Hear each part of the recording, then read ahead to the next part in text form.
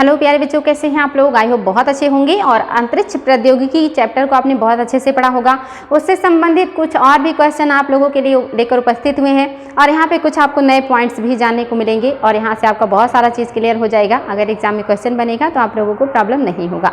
तो चलिए बिना टाइम वेस्ट किए आज की क्लास की शुरुआत करते हैं। और आज जो आपका पहला आपका क्वेश्चन है प्राचीन भारत के संबंध में पहला कथन है आपका क्वेश्चन, प्राचीन भारत के संबंध में निम्न कथनों पर विचार कीजिए एवं सत्य कथन बताएं। आपको बताना है इसमें से कौन से कथन हैं जो कि सही हैं। पहला है, महर्षि कणाद ने परमाणुओं की संरचना, प्रकृति और प्रकारों पर चर्चा करते हुए यह सिद्ध कर दिया कि विश्व का प्रत्येक पदार्थ परमाणुओं से मिलकर बना है। क्या ये स्टेटमेंट सत्य है? दूसरा है, भारत का रत्न विज्ञान उन्नत अवस्था में नहीं था। भारतीयों को स्फटिक, वज्र जिसे हीरा कहते हैं और परवान आदि रत्नों का ज्ञान नहीं था। क्या प्राचीन काल में भारतीयों को मूंगा का ज्ञान नहीं था, हीरे का ज्ञान नहीं था? क्या ये स्टेटमेंट सही है? दूसरा, प्राचीन काल में भारतीयों की रुचि समुद्र यात्रा व नौका चालन में न होने से यहाँ समुद्री यात्रा न होता था। क्या ये स्टेटमेंट सही है कि प्राचीन काल में हमारे यहाँ के लोगों को जो है जल यात्रा करने का इंटरेस्ट नहीं था? तो आपको पता है कि इसमें से कौन से कथन सही है। पहले तो जो नेगेटिव बातें कर रहा है प्राचीन काल के बारे में, ये गलत हो जाएगा क्योंकि प्राचीन काल में इस तरह की कोई बात नहीं थी। ये रूढ़िवादियाँ, ये सारी चीज़ बाद के काल में आई हैं, मध्यकाल और आधुनिक काल में। तो आपका दूसरा तीसरा तो सरासर गलत हो गया। अब आप देखेंगे दूसरा तीसरा गलत हो गया तो सिर्फ पहला आपका बचेगा जो कि सही है। नेक्स्ट है, सुमेलित कीजिए। आपको सुमेलित करना है बच्चों की किसने कौन सा सिद्धांत दिया है और ये आपके लिए काफी आसान होगा। आपको बताना है पृथ्वी द्वारा सूर्य की परिक्रमा, किसने बताया कि पृथ्वी जो है वो सूर्य की परिक्रमा करती है, आपको ये चीज बताना है। और दूसरा है, पाई के मान का परिकलन किसने किया है। तीसरा, शून्य अंक की खोज किसने की है। और चौथा, सांप सीढ़ी का खोज किसने किया है। आपको ये सारी चीजें बतानी है। तो आप जो है पाई का मान तो आपको याद हो गया होगा कि ये बौधायन का है। अब B3 किस में है, तो आप देख रहे हैं B जो है 3B में भी है और C में भी है। तो आपका जो है ये ऑप्शन तो कट गया, A भी कट गया और D भी कट गया। अब इन दोनों में से आपको ढूंढना है।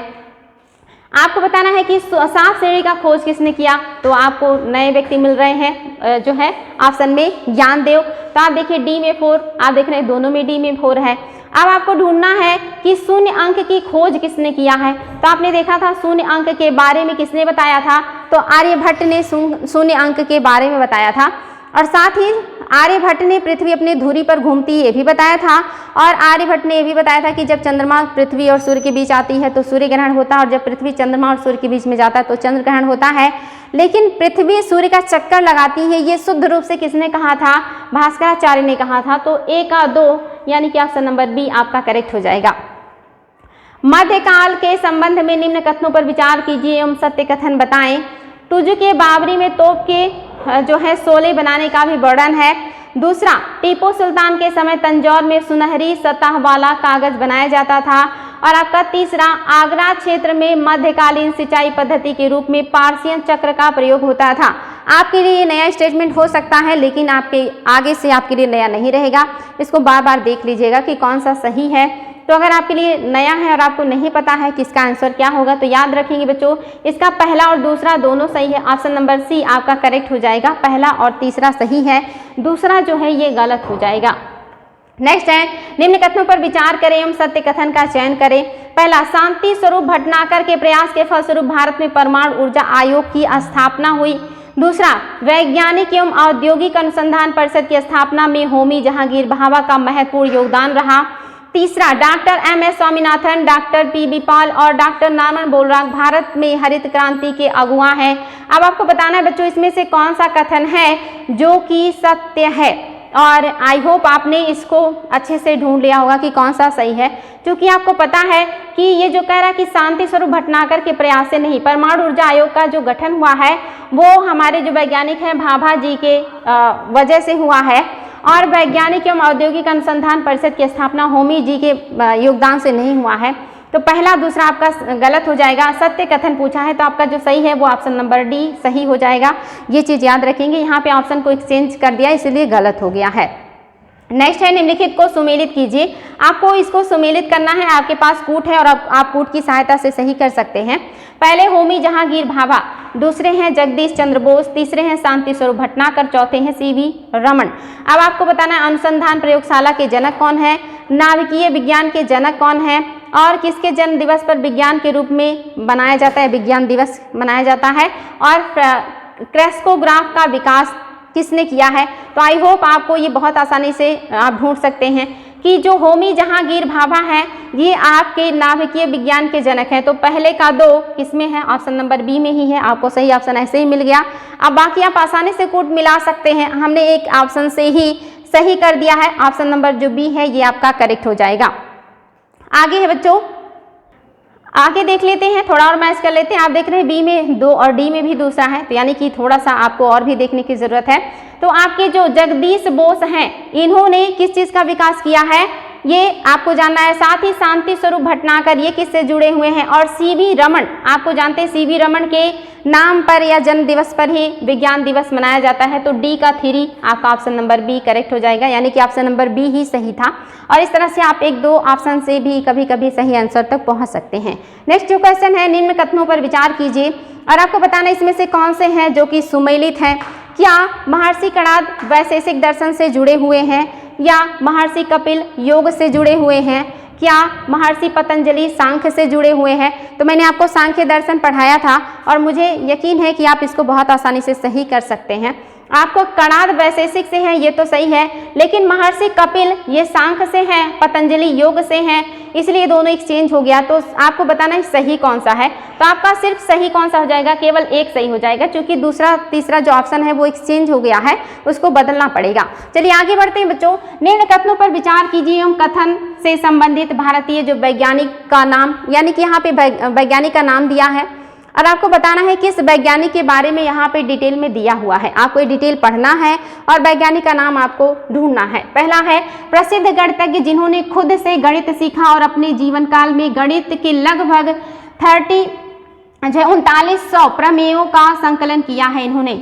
और दूसरा है स्टेटमेंट, उन्होंने 1911 में journal of Indian mathematical society में बर्नौली संख्याओं का कुछ गुण विषय पर एक शोध पत्र प्रकाशित किया है, यानी कि इन्होंने बहुत सारी संख्याओं, खास करके बर्नौली संख्या पे इन्होंने शोध किया है और बहुत सारी चीजें इन्होंने बताया है।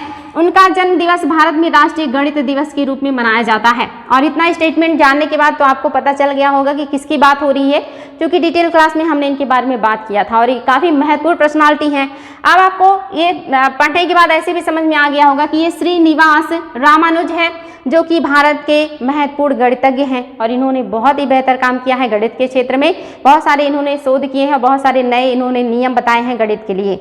आगे है बच्चों, निम्न लिखित भारतीय वैज्ञानिकों के नाम पर विचार करना है आपको। इनमें से कौन कौन से वैज्ञानिक हैं जो कि भारतीय अंतरिक्ष अनुसंधान संगठन से जुड़े हैं।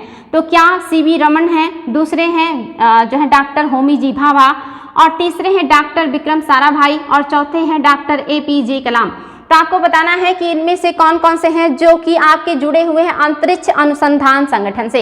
हैं तो सभी लोग वैज्ञानिक ही, लेकिन जो अंतरिक्ष से जुड़े हुए हैं इनका नाम बताना है। तो आपको पता है कि इसमें से आप सबसे ज़्यादा जो महत्वपूर्ण है वो आपके साराभाई जी हैं, जो अंतरिक्ष विज्ञान से संबंधित हैं, और APJ अब्दुल कलाम भी जो हैं ये जुड़े हुए हैं। तो आपका जो ऑप्शन नंबर सी है ये सही हो जाएगा। जो तीसरे और चौथे हैं ये लोग जुड़े हुए हैं अंतरिक्ष अनुसंधान संगठन से। आपके जो रमन है और जो होमी जी भाभा है ये इससे जुड़े हुए नहीं है। होमी जी आप जानते हैं परमाणु के निर्माण से जुड़े हुए हैं और रमन ने जो है रमन प्रभाव दिया है, लेकिन अंतरिक्ष विज्ञान से जो जुड़े हुए भारतीय हैं वो आपके तीसरे और चौथे हैं। नेक्स्ट है प्राचीन काल में भारत में हुए वैज्ञानिक प्रगति के संबंध में निम्नलिखित में से कौन सा कथन सही है। पहला, प्रथम शताब्दी ईस्वी में विभिन्न प्रकार के विशिष्ट शल्य औजारों का प्रयोग आम था। दूसरा, तीसरी शताब्दी ईस्वी के आरंभ में मानव शरीर के आंतरिक अंग का प्रत्यारोपण शुरू हो गया था। तीसरा, 5वीं शताब्दी ईस्वी में कोण के ज्या का सिद्धांत ज्ञात था। और चौथा, 7वीं शताब्दी ईस्वी में चक्रीय त्रिभुज का सिद्धांत ज्ञात था।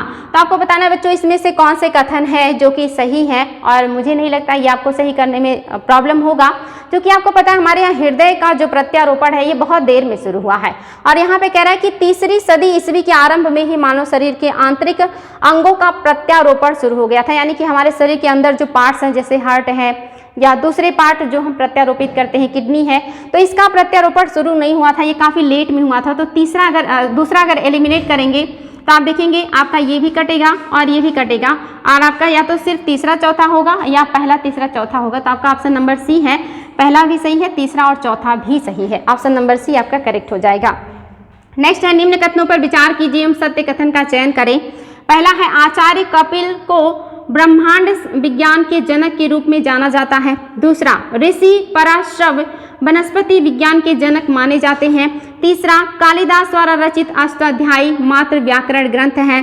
तो आपको बताना इसमें से कौन से कथन है जो सही है। तो सबसे पहले तो आप जानते हैं कि कालिदास का अष्टाध्यायी नहीं है, तो आपका एलिमिनेट करेंगे तो 3 इसमें दोनों में है, तो दोनों एलिमिनेट हो गया। अब या तो सिर्फ ये सही है या तो बी सही है।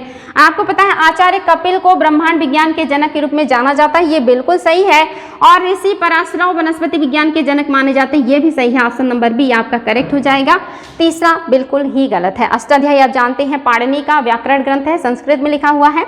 नेक्स्ट है प्राचीन काल में नाड़ियों पर शल्य क्रिया के लिए कौन जाने जाते थे। प्राचीन काल में कौन न्यूरोसर्जन थे।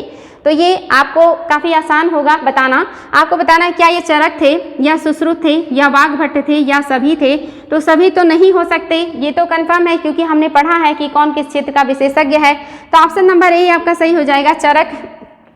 चरक जो है, सॉरी बच्चों चरक नहीं है, सुश्रुत हैं। यही आप जानते हैं ऑपरेशन से जुड़े हुए हैं, सर्जरी या ऑपरेशन की जो भी बातें हैं वो सुश्रुत के बारे में है। तो सुश्रुत आपका ऑप्शन नंबर बी करेक्ट हो जाएगा।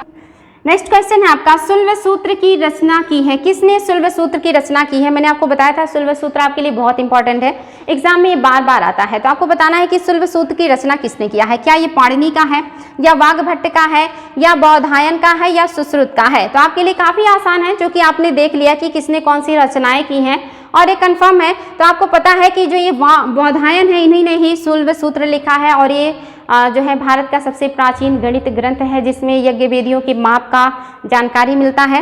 नेक्स्ट है आपका, किस संहिता में अफीम को औषधि के रूप में उपयोग करने की बात कही गई है। क्या ये चिकित्सा समग्र है, क्या ये भाव प्रकाश है या सारंगधर संहिता है या इनमें से कोई नहीं है। याद रखेंगे किस संहिता में अफीम को औषधि के रूप में उपयोग करने की बात कही गई है। आप लोगों के लिए बहुत नया क्वेश्चन है लेकिन बहुत इंपॉर्टेंट है। ऑप्शन नंबर सी सही हो जाएगा। सारंगधर संहिता में अफीम को औषधि के रूप में प्रयोग करने की बात कही गई है। नेक्स्ट है आपका, चंद्रशेखर वेंकटरमन को किस वर्ष भौतिकी का नोबेल पुरस्कार मिला। वेरी वेरी इंपॉर्टेंट है, एग्जाम में बहुत ज़्यादा आता है। क्या 1930 की घटना है या 1932 की घटना है या 1936 में मिला या 2022। तो 2022 तो हो ही नहीं सकता क्योंकि बहुत नया है। अब आपको इसमें कन्फ्यूजन हो सकता है, लेकिन डिटेल क्लास अगर आपने पढ़ा होगा तो बहुत आसान है आपके लिए। 1930 में उन्हें नोबेल पुरस्कार मिला है भौतिकी के क्षेत्र में। नेक्स्ट और लास्ट क्वेश्चन है, भारत का पहला आणविक रिएक्टर कौन सा था। Very easy, very interesting and very important question. आपका कौन सा है जो पहला आणविक रिएक्टर है। ऑप्शन में है अप्सरा, बी में है आर्यभट्ट, सी में है मैत्री और डी में है हिमाद्री। तो ये आपके लिए काफ़ी आसान है, क्योंकि आपको पता है मैत्री और हिमाद्री तो हो ही नहीं सकता। मैत्री आपका अंटार्कटिका में शोध संस्थान है, हिमाद्री आपका आर्कटिक में शोध संस्थान है, और आर्यभट्ट और अप्सरा में से आपको बताना है कि रिएक्टर कौन सा है। तो उपग्रह है आपका, अगर पूछे तो आर्यभट्ट हो जाएगा, लेकिन यहाँ पे उपग्रह नहीं बल्कि रिएक्टर पूछ रहा है, इसलिए ऑप्शन नंबर ए हो जाएगा अप्सरा। तो आई होप बच्चों आपको क्वेश्चन समझ में आए होंगे और आपने बड़े आसानी से इसको सॉल्व किया होगा और काफ़ी आपको अच्छा लगा होगा और सारी चीज़ें रिवाइज हो गई होंगी। और आगे की क्लास में हम फिर नया कुछ पढ़ेंगे और उसका भी अच्छे से प्रैक्टिस करेंगे। आज के लिए इतना ही, थैंक यू।